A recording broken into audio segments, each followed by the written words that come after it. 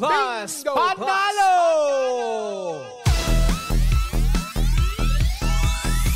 Oy! Naku, eto na oras na para mamigay tayo ng papremyo mula sa Bingo Plus para sa ating pangga Bingo Plus Panalo. Hatid yan sa atin ang Bingo Plus, Bingo sa Saya Plus sa Panalo.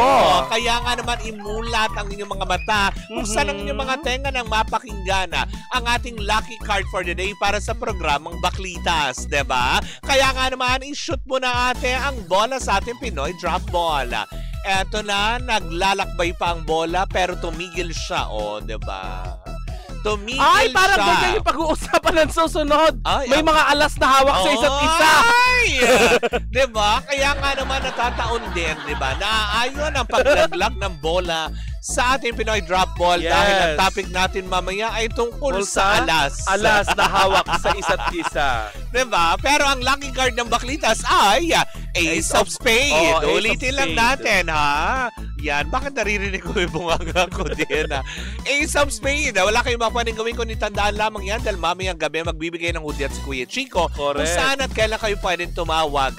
Kung sakaling paikutin niya ang ruleta na nandun ang aming mga programa at matapat sa programang Baklitas, kailangan nyo masabi ang lucky card na Ace of Spades para makuha nyo ang 500 pesos na premyo on air at kung suswertihin kayong mapili muli online, additional 500 pesos for a total of 1,000 pesos. Ganun lang kasimple, ganun lang talaga kagalante ang Energy FM at ang Bingo Plus. At mga pangga, dito na muna tatapos ang ating pangga Bingo Plus Panalo at diyan sa atin ang Bingo Plus, Bingo sa Saya Plus sa Panalo.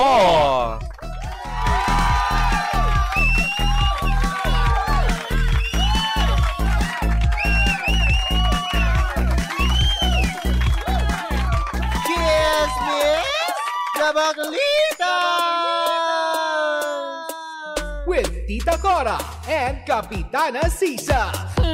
Same pero iba. We are number 106.7 Energy FM. Panggawag mong sabihing radyo. Sabihin mo. Yan. Isang magandang umaga pa rin Metro and Mega Manila. Ako pa rin po si Kapitana Sisa. At ako po ang inyong Tita Cora. At ito pa rin ang Baklitas. Hello po sa inyong lahat. Hi, hello there. Oo. Ay, kanina naman nababanggit natin yung tungkol sa Ace of Spades. Ayan, yun yung card, lucky card natin. Lucky card. At nababanggit din natin kanina. Ang tungkol sa alas. Oo. Nang pag-uusapan natin ay tungkol sa mga nakikita natin sa social media na parang may mga alas sa isa't isa. May kanya-kanyang ano. Hindi mo ako pwedeng i-threaten. May hawak kong alas na ilalapag ko. Anong alas na hawak mo? Ang hawak. Ano? Na yung ulo mo, hindi ka talaga bald.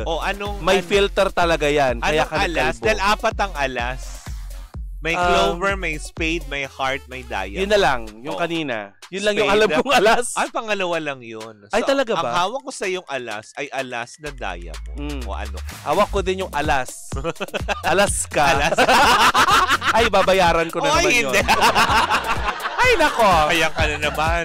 Pero Mare, eto na. Gusto talaga lagi may binabayaran eh. Kaya nga, oo. Pero Mare, na naman yun sa payroll mo. Mag-direct na tayo sa pinag-uusapan natin, Mare, kanina. Off-air, Mare, ay nakita nga natin at ilang araw na nating nababantayan ang mga kaganapan sa social media. Paano? Ganon. Sabi ni Clarice.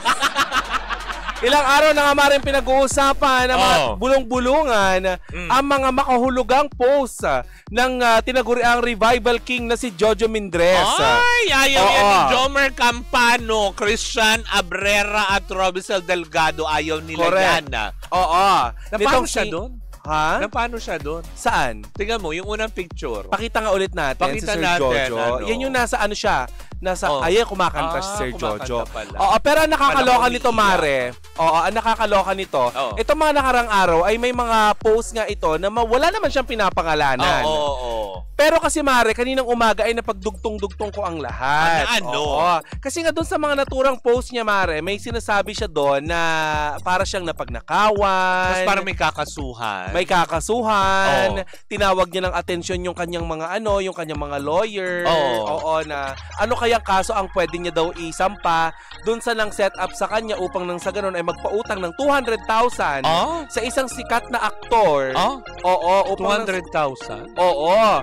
May mga sinasabi pa siya doon na na kayo ang nagpasikat sa akin at chu-chu-chu, parang talaga lang mga ganun-ganun si Sir Jojo. Ay, ganun. Ngayon, bakit may mga ganun siya? Eto na nga Mare, ako wala talaga kong alam. Oo. Kasi aminin natin Mare, no nakaraang linggo, Oo. actually hindi pa nakaraang linggo, wala pang hindi pa natatapos ang linggo na ito. Oo.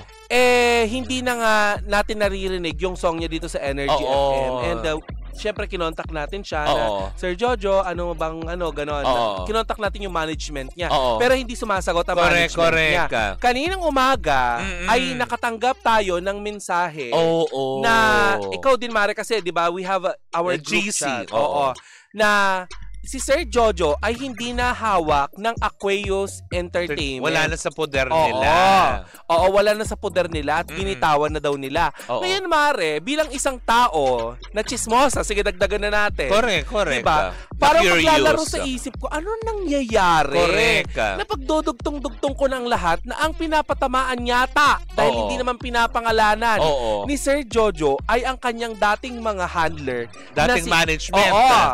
Na dating management na si Kuya Vince at saka si Hungry Boss. Ngayon, Kuya Mare. David. Sinubukan naman natin, Mare, na kunin ang panig ng Aquarius Entertainment or Aquarius Management. 'Di ba? Pero hindi pa rin sila naglalabas ng opisyal na pahayag dahil dito. Dahil sinusubukan pa rin nila na alam mo 'yon, na makipag-usap. Dahil una sa lahat, 'di ba nagkasama-sama sila sa ilang mga ginagawa nila mga projects. Hindi, ito lang ang tanong ngayon. Hindi ba parte na naman to ng content nila siguro? Pero kasi Mare, eto na ngayon nakakaloka. 'Di ba nakikita natin doon na yung mga contents nila nagtutuloy-tuloy pa rin yung content ni Sir Jojo na namimigay siya. Yung elevator. Tsaka yung escalator. Actually Mare, nagkaroon ako ng parang agam-agam na may nangyayaring something kasi di sila nagre-reply 'Di ba? Nagbe-base na ako sa personal kong experience. Hindi sila nagre-reply hanggang sa nag-post si Sir Jojo ng isang message na naghahanap na siya ng bagong team na makakasama niya sa pag-shoot ng kanyang content. Oo nga, parang nabasa ko nga yun. So, dumaan sa feed ko. Anong ginagawa ng management niya kung bakit siya naghahanap? Hindi, tsaka diba, may recent post siya na under new management na siya. Si Mami Oni ba yun? Hindi, Oni ba? Oni. Mami, si Mami Ona Lara. Yan ang kanyang bagong manager. Andiyan na siya. Nag-comment na. Si Mami Ona. Akala ko si Mami Oni. Timing lang sa umpisa. Kaya hindi makapilitin. Hindi pala siya. Malaki ang hinaharap ni Mami Ona Lara. Hindi pala siya papasok Pero hindi malaki yung balakang. Sa ano to? Tinutog show mo.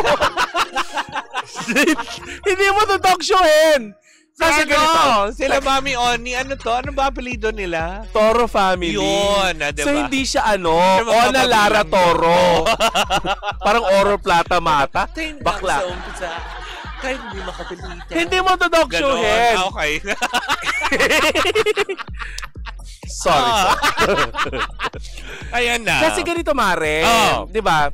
Nag-uusap-usap na ngayon si Sir Vince at saka yung kanyang si Sir Hungry Boss at si David.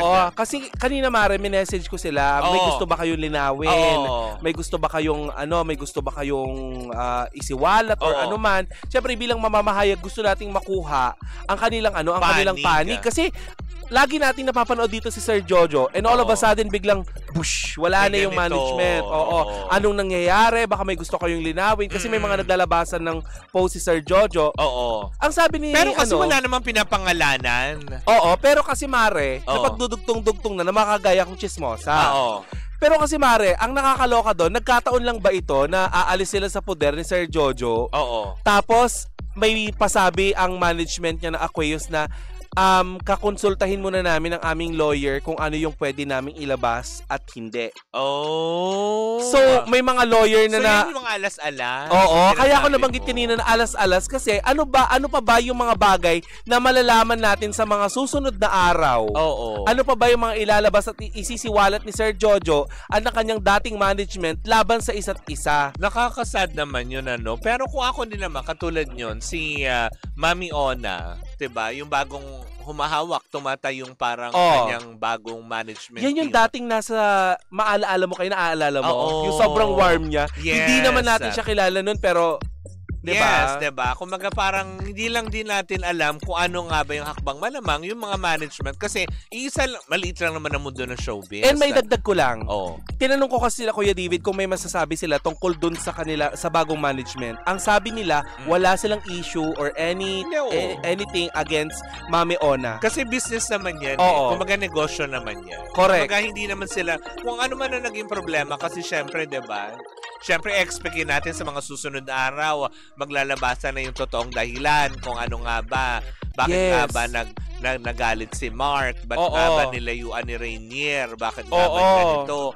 So, lalabas kaya ang mga kwento sa likod ng mga ito? yun ang sana wag na. Oo. Kasi kumaga parang kung talagang they decided to part ways, sana peacefully na lang, wala na lang yung pagsumbat, wala na lang yung ganito, wala na rin parinigan. Kasi, alam naman natin sa social media, grabe, 'di ba? Makakahanap ka ng, alam mo yun, agarang kakampi dyan. Oo. 'Di ba? Lalo dun sa mga taong, alam mo yun, na pumagahayok sa, alam mo yun, panggagato.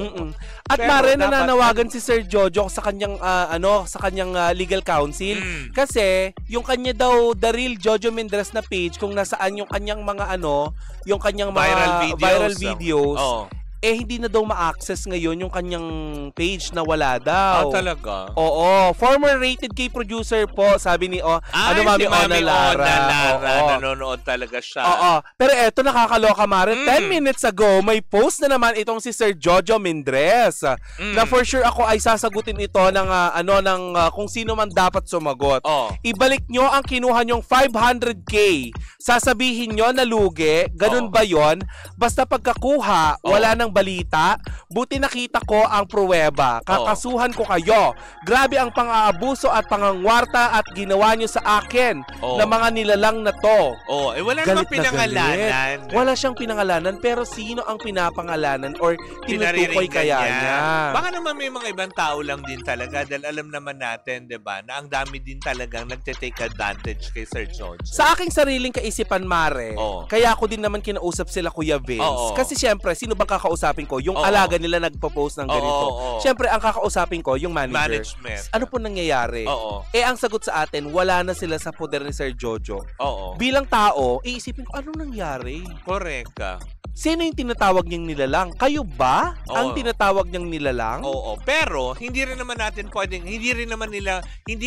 ng parinig pwede mong akuin. At kung sakali man, 'di ba, na itong dati niyang pero management. Pero yung mga artista, sino kaya ito? Lang naman natin, sino lang ba mga dumikit sa kanya? Mark Heras, Rainier Castillo. 'Di ba, yan lang naman yung mga dumikit sa pangalan niya. Ay, Sir Jojo, basta hindi kami yan, Hindi 500,000 yun. Hindi naman tayo artista eh. Diba? At hindi kami nilalang lang. We are Barbie dolls. Yes. We are Mochi. At ang baklang Cocomelon. Yan. Very good. Ano? Basta ang importante dito, Mare, sana ay magkaayos na lang. Hindi na para, 'di ba, magpalitan pa na maanghang na salita. Hindi, ang sa akin lang naman, 'di ba, kung wala naman din pinapangalanan, wag muna mag-react. And which is tama din naman yung management. Former management ni Jojo Mendres, 'di ba?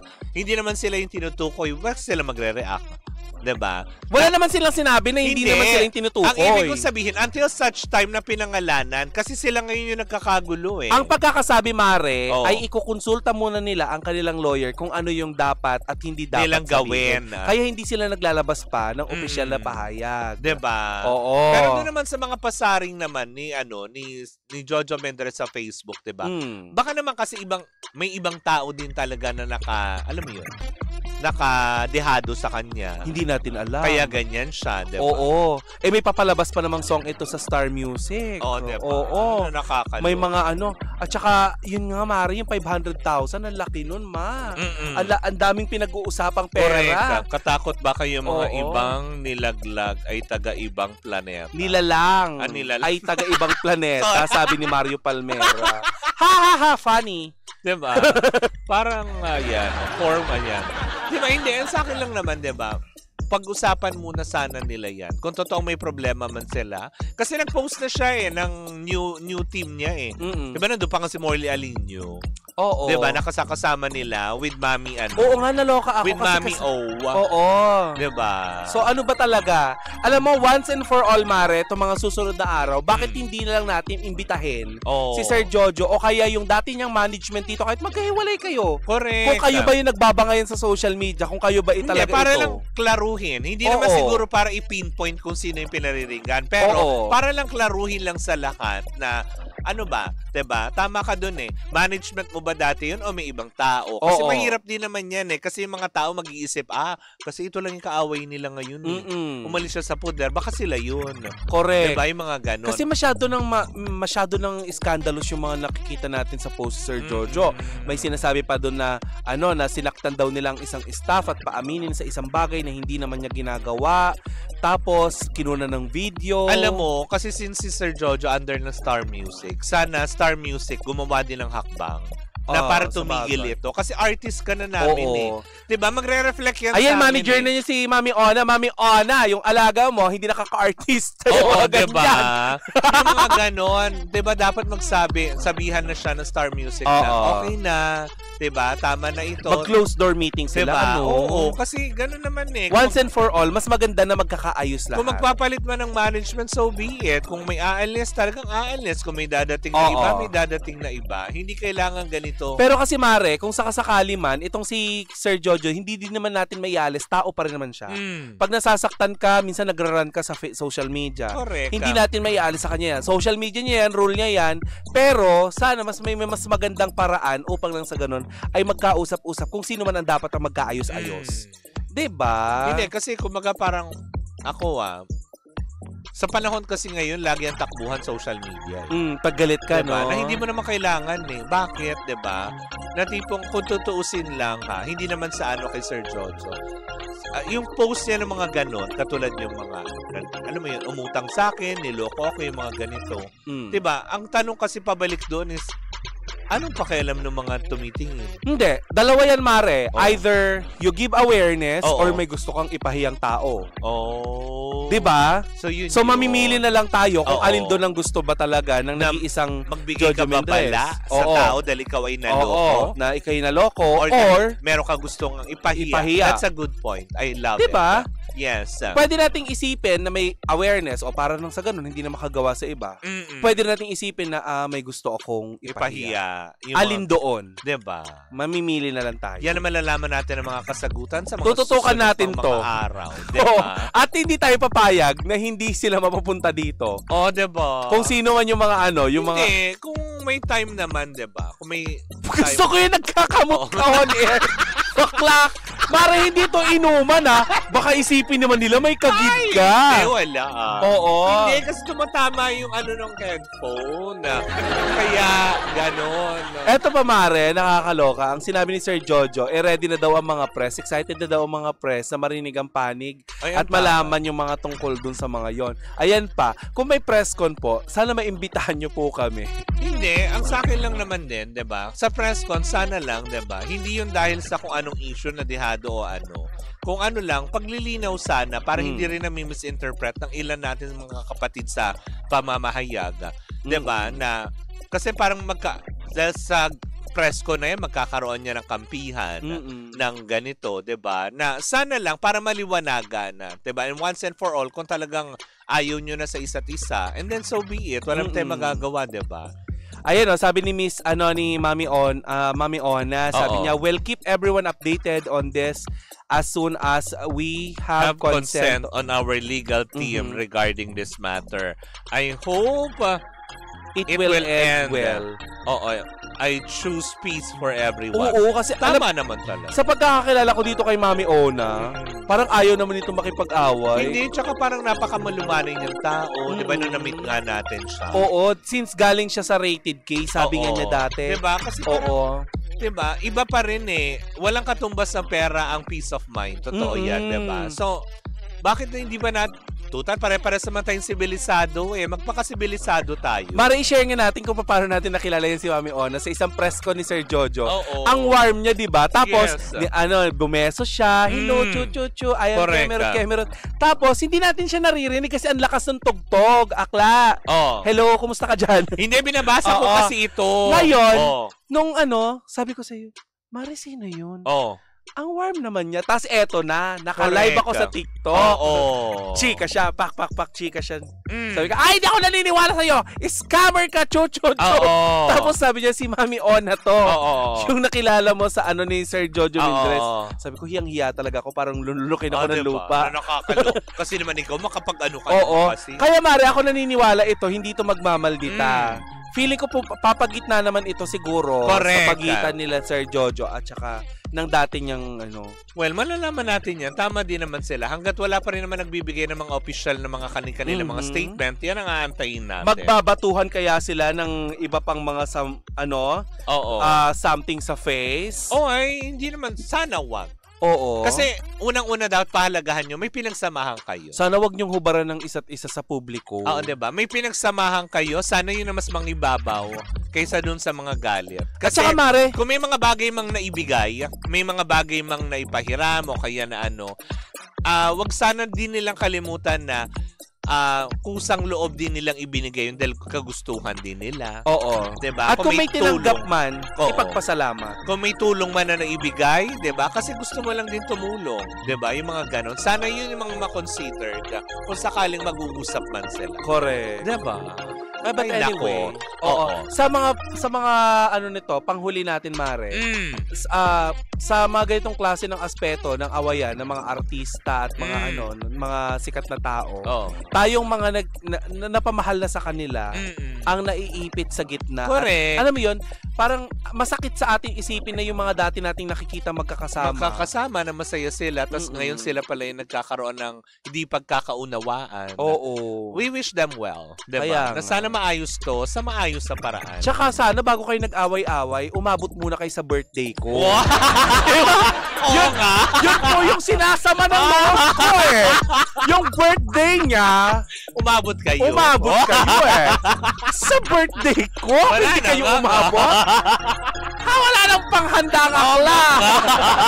Wala ka na palang lead Oo. na dito ka nun. Si Sisa kasi sinampal niyo talaga siya eh. Ako po, birthday ko wala na sampal sa akin. Ako na lang. Ay hindi, babalik ko sa sampal mo. Ay naka, magpaalam na tayo. But anyways, mga bangga, maraming salamat po. Ayan. Oo, alam namin Mario Palmera. Diba? Oo.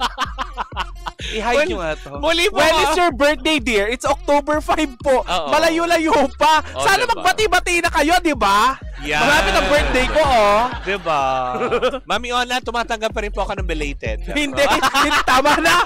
Gawin-gawin na sila. Uy, baka naman mamaya, yung pang-birthday ni Sisang pinag-away-awayan nyo, ah. Ang OA naman. Ano yung may 500,000? Walang 500,000 yun, ah. Grabe ka. Hindi nga umabot sa 100, eh. But anyways, mga bangga, maraming salamat po sa inyong pagkantabay. Muli po ako po si Kapitana Sisa. At ako naman po si Tita Cora. And we are still same pero iba. Tuloy-tuloy pa rin po ang ating tugtugan. Siyempre, dito po lamang yan sa number 106.7 Energy FM. Bangga, wag mo sabihing radyo. Sabihin mo!